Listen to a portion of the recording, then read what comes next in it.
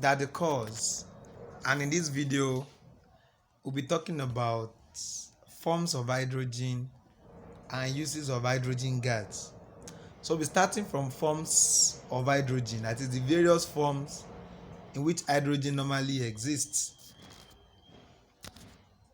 So there are two major forms of hydrogen. We have the ortho hydrogen and we also have the para hydrogen. Ortho and para hydrogen. This ortho and para hydrogen always occur when hydrogen is in a molecular form, that is when hydrogen is existing as H2. So it is the direction of the nuclear spin, that is how the nucleus of the two hydrogen atoms are rotating, that determines if the hydrogen molecule is ortho hydrogen or para hydrogen. When the nuclear spin of the two atoms are in the same direction, that is when the nucleus of the two hydrogen atoms are going in the same direction, so you have ortho hydrogen.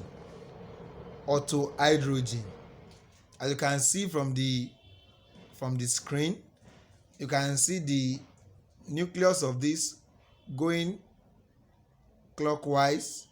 The nucleus of the second atom is also going clockwise, so that's similar direction.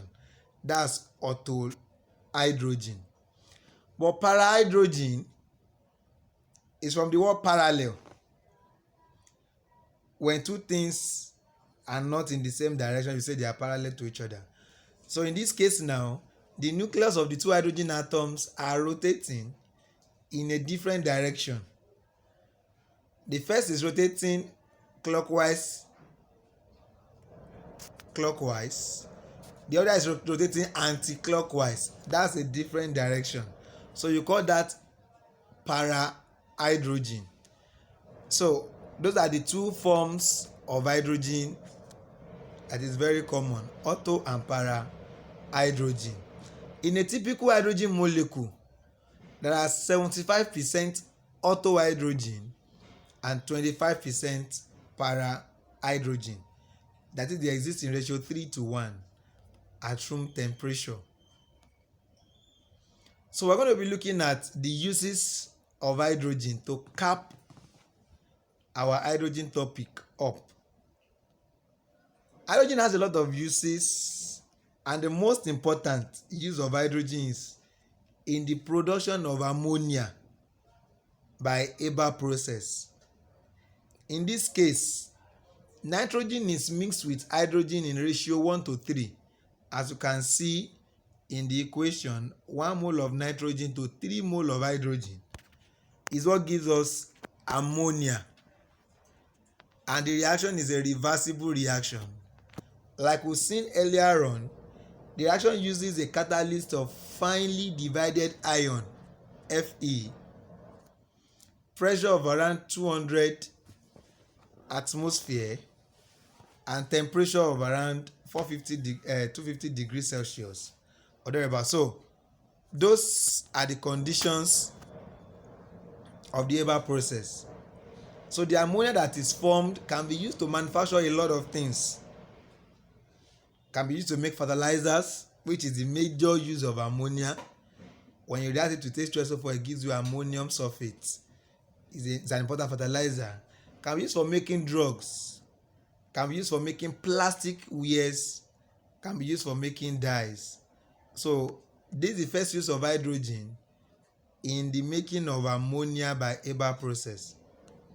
The second use of hydrogen is in the production of margarine and butter through the hydrogenation of oil. Oil contains unsaturated compounds. When you bubble hydrogen into it using nickel catalyst, it turns to fat. Now, oil is a liquid, fat is a solid. So you call this process hardening of oil or hydrogenation of oil, because it is hydrogen that you are going to use to convert the oil to fat. And this is what is normally used for making margarine, for making butter. You also use process for making soap. You also use hydrogen, use the hardening of vegetable oil for making soap, for making ghees, candles, and things like that. Next, you can also use hydrogen formally for filling weather balloons and tank ships, airships, weather balloon. But the use of hydrogen for this method became limited because hydrogen becomes very reactive at high temperature. And you are using weather balloon, the balloon will have to go a lot of altitude, a very great height, where the temperature is very high. So most times the hydrogen will react with oxygen and catch fire, explode. That is what limited the use of hydrogen in filling weather balloon. Now we are replacing hydrogen with helium, a light gas, though not as light as hydrogen, but is light enough to be used in weather balloon, but with the advantage of not being combustible, not reactive. So hydrogen is used formally for filling balloons and airships. The next use of hydrogen is in making oxyhydrogen flame. Now, oxyhydrogen flame produces high temperature that can melt metals.